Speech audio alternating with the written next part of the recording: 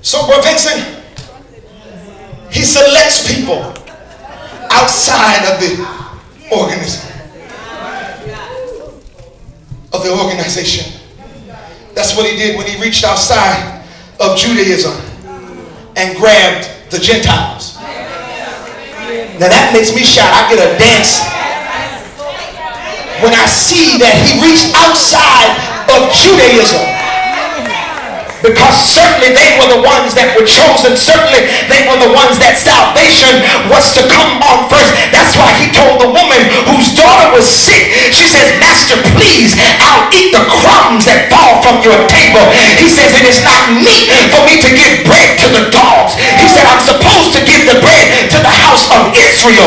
But now, since they won't, he says, whosoever. Oh, come on in here. And that's when he opened the door and let me know that you didn't have to be in a certain class. You didn't have to be in a certain people. But that salvation was free to everybody. There is no more Jew. There is no more Greek. There is no more male. There is no more female. There is no bond. There is no free. But we're all one body in Christ. Whosoever will.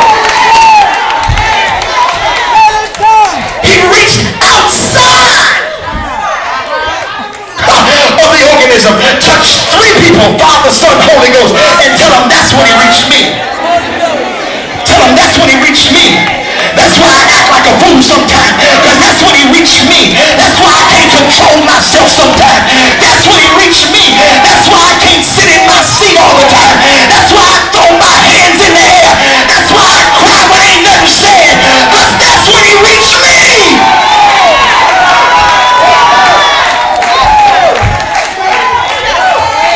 Hallelujah in the house.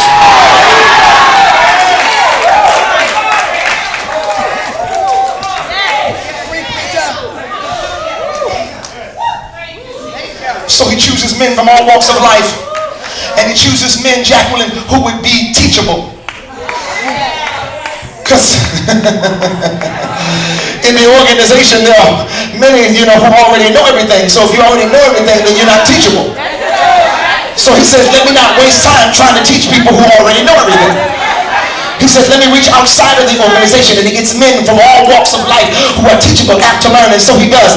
And he had tested the synagogue when he went to his hometown and read in Nazareth from the scroll of Isiah. When he says, reads from Isiah, he says, the Spirit of the Lord is upon me because he's anointed me to preach the gospel. He's anointed me to set captives free, to open blind eyes, unstop deaf ears. And then he says, and today the scripture gets fulfilled in your ears. And the people get upset and decide to drag him out of the church over to a cliff to throw him over. He had already tested them once.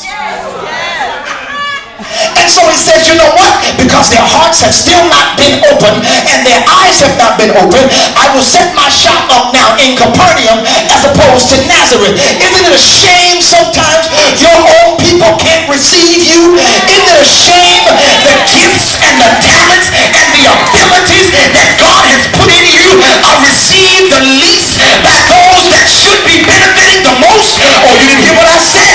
I said they receive the least by those who should be benefiting the most. And so what happens is you don't miss the water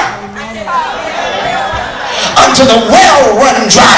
Jesus would never tell his disciples to do something he didn't do himself. That's why when he sends them out 2 by 2, he tells them whatever city you go to, if they don't receive you, shake the dust.